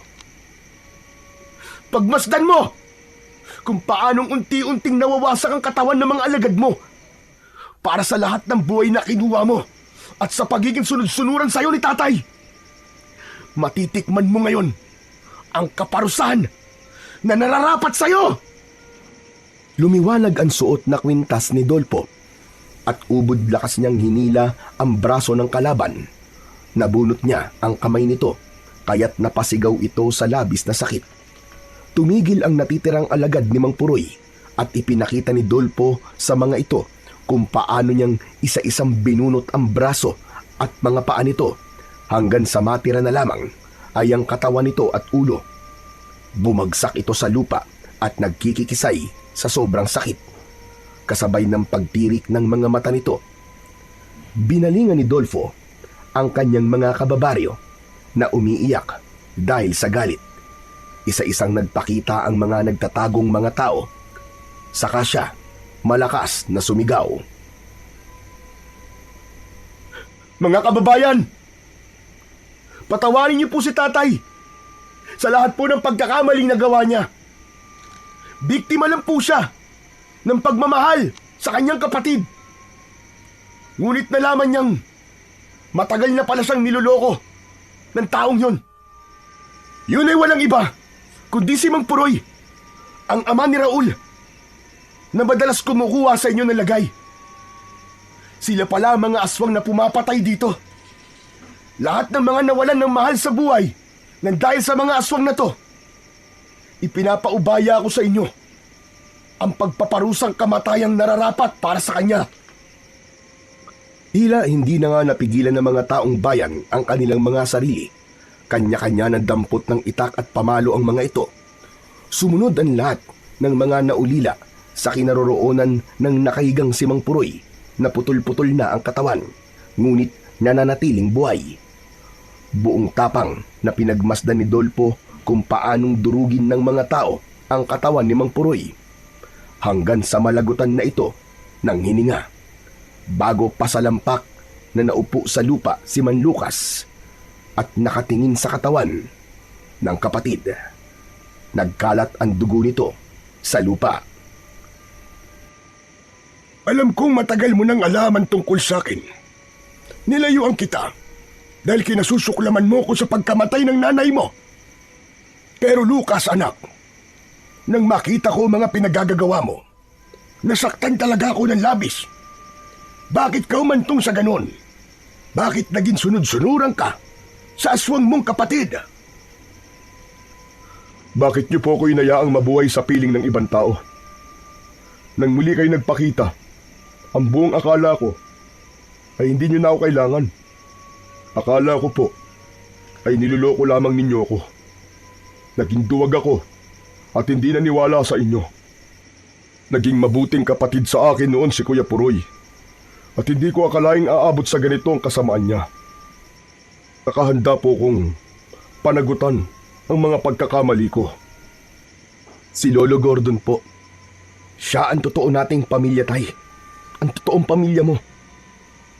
Kaya wag na po kayo malungkot. Dahil ang kamatayan lang po ni Tiyo Puroy ang paraan para matigil ang pagpatay ng mga aswang sa mga tao.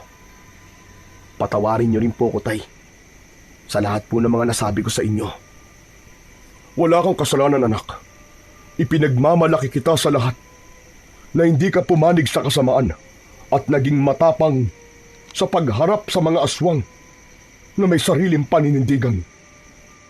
Niyakap ni Dolfo ang nakaupong ama at inilalayan sa tabi ni Lolo Gordon. Nagyakap din ang mag-amang matagal nang nagkahiwalay, habang si Dolfo ay nilapitan ang nakatayong kapre na si Barok. Dumampot ito ng sulo at sinindihan ang baga ng tabako nito na namatay. Habang ang mga tao ay tahimik at magkakatabing nakatingin lang sa kapre.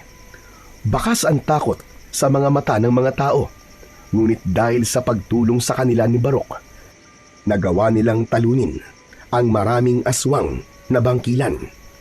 Kaya lang, may kasalanan pa rin siya sa kapre. Nagsimulang humithit ng tabako ang kapre habang nakatingin sa nagkalat na katawan ng mga aswang sa lupa. Halos matakluban ng makapal na usok ng tabako ang muka ni Barok bago ito ngumisi sa kanya. Nakatingin ito sa suot na kwintas ni Dolpo at ng liyabe na nasa kamay ng binata. Kaibigang kapre, Barok, maraming salamat sa tulong mo, ha. Ayos ka. Ako ang dapat na magpasalamat sa iyo, Dolfo. Gumawa ka ng kabutihan at matapang mong nilabanan ng mga aswang na bangkilan. Ipinamulat mo sa akin ang aking kapabayaan. Kaya naman, nang dahil sa sinabi mo, natuto akong lumaban. Kaya ikaw pa ang nakatulong sa akin. O paano, kaibigang Barok? Kukunin mo na ba sa akin ang ngipin mo? Bakit ko naman kukunin yan? Hindi ko na maibabalik pa yan sa bibig ko. Alam mo, nang marinig ko ang sinabi mo, habang kinukuha mo ang ngipin ko, hindi na kita inabol. Kung tutusin, kaya kitang patayin ng oras na yun. Pero hindi ko ginawa dahil natauhan ako sa mga sinabi mo. Saka nakikita ko naman na ginamit mo talaga sa kabutihan ang ngipin ko. Ingatan mo ang agimat na yan at gamitin mo ang liyabe laban sa kasamaan. Tsaka oo nga pala, salamat dahil natanggal din ang ngipin na yan. Dahil masakit na yan eh. Nahihirapan na ako, kaya nagpapasalamat ako sa'yo. dahil wala na ang sumasakit kong ngipin. Palabiro ka rin pala, Barok. Pero Barok, seryoso. Maraming salamat. Ayos na ayos ka. Wala yun. Sige na. Sindihan mo nga itong tabako ko. Ang dami mo kasing sinabi na wala tuloy ang baga.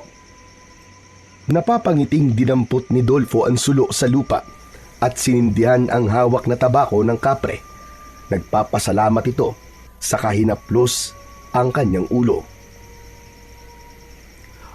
Barok, saan ka ba bumibili ng tabako? Ginagawa ko lang ito. Paraan ko lang ito para magmukha ako nakakatakot sa mga mata ng mga taong walang tigil sa pangangaso sa kagubatan.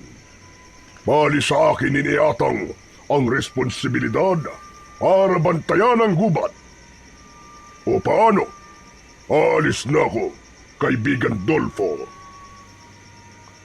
Lahat ay natuwa sa pagpapaalam ng kapring si Barok. Naintindihan ng mga tao na may mga nilalang na nagbabantay talaga sa kalikasan.